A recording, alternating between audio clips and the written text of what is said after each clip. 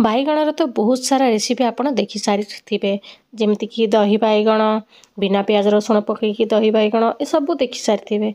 आज मुझे दही आई बाइगण रे पूरा नुआ डिफरेंट टाइप रो आज गोटे रेसिपी आपन सहित शेयर करी। दही बाइगण को पूरा डिफरेंट वे आज आम बनवा जहाद्वारा कि आहुरी टेस्ट तार बढ़ी ताहले चलतु आरंभ करवा दही बाइगण यही स्वादिष्ट रेसिपी को। वीडियोटी को शेष पर्यंत देखंतु। आउ जदि चैनल रे नुआ अछती ताहले प्लीज चैनल को सब्सक्राइब करबा पई जमार भूलंतु नहीं। चलतु ताहले स्टार्ट करवा यही स्वादिष्ट रेसिपी को। देखंतु सांग माने मु बाइगण को छोट छोट पीस करी काटी नेची। बढ़िया बाइगण सॉफ्ट अच्छी।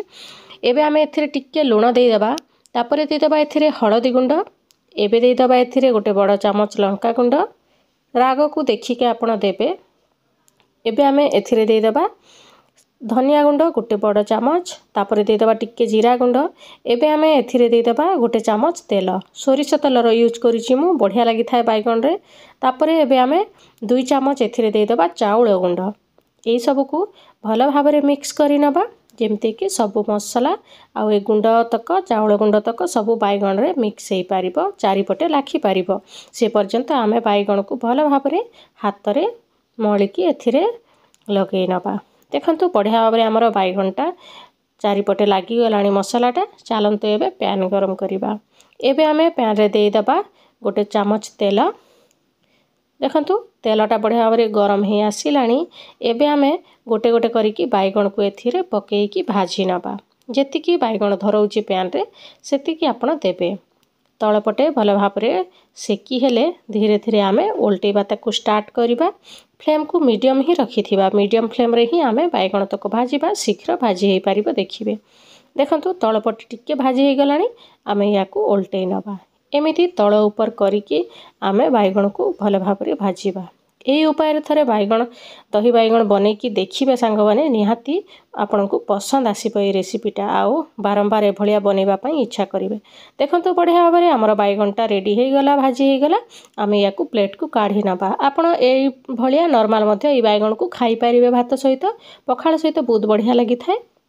एबे चलंतु पैन रे आहुरी आधा चामच खंडे तेल देई दबा। देखंतु तेलटा गरम हेई आसिलानी। एबे देई दबा एथिरे पंचफुटण। पंचफुटण को फुटिबा पई दबा। एबे आमे एथिरे देई दबा अल्प टिके हिंग। बहुत बढ़िया फ्लेवर आसी थाए हिंग रे। अच्छे जदि पकाइबे नहले स्किप मध्य करि पारिबे। तापरे देई दबा एथिरे सुखिला लंका टेस्ट अनुसार कम बेसी करिवे। तापरे देई दबा एथिरे भृषंग पत्र बढ़िया बास्ना आसीबो। एबे देई दबा कटा पियाज। पियाज देइकी किछि समय भाजी नबा। पियाजटा जेमती नाली पड़ी आसीबो से पर्यंत आमे पियाज को भाजी नबा। नहले कंचा स्मेल रे दही रे भल लागि न थाए। देखंतु पियाज बढ़िया भाबरे भाजी आसिलानी। फ्लेम को पूरा लो करिकी देई दबा गोटे चामच काश्मीरी लंका गुंड सुंदर कलर पाई। सेमती रे तो किछि दरकार नहीं। जति आपनक पाखरे नाही ताहले स्किप मध्य करि पारिबे। एबे बाइगण को पकेईकी किछि समय ए मानक सहित भाजी हेबा पई दबा। देखंतु एबे बाइगणटा गोला सरीछि। एबे आमे दही को फेंटिकी एथिरे देई देबा। एई समय फ्लेम को ऑफ करि देबा। ऑफ करिकी ही आमे दही को देबा नहले दहीटा फाटी जिबार संभावना थाए। तापरे से जो गिना रे आमे दही रखिथिले सेथिरे अल्प टिके एथिरे पानी देई देबा। जेतिके आपण दहीर झोलक रखिबा पई चाहुचती सेतिकी देबे। मोटा मध्य करि पारिबे दही को किछि असुविधा नहीं। एथिरे देइकी गोळेई नबा। देखिला ना सांग माने केते सहजरे हमर प्रस्तुत हे गला दही बाइगण। एबे लास्ट को देई दबा धनिया पत्र। बढ़िया बास्ना आसी थाए धनिया पत्र देले टिके। एई सब को आउ थरे मिक्स करि नबा। निहाती ट्राई करंतु सांग माने एई सीजन रे शीत दिन रे तो बाइगण बहुत बढ़िया मिली थाए। पूरा सॉफ्ट मिली थाए फ्रेश। आपण निहाती थरे ट्राई करंतु। एई उपाय थरे बनांतु देखिबे बहुत समस्त घरे बहुत पसंद करिकी खाइबे। वीडियोटी को शेष पर्यंत देखिथिबारु बहुत बहुत धन्यवाद सांग माने। ए भलिया मो वीडियो को समस्ते लाइक करंतु आउ शेयर करंतु। मु आपनक सहित नुआ नुआ रेसिपी रो वीडियो शेयर करिबी। देखा हबो नेक्स्ट वीडियो रे आ गोटे नुआ रेसिपी सहित। Thank you.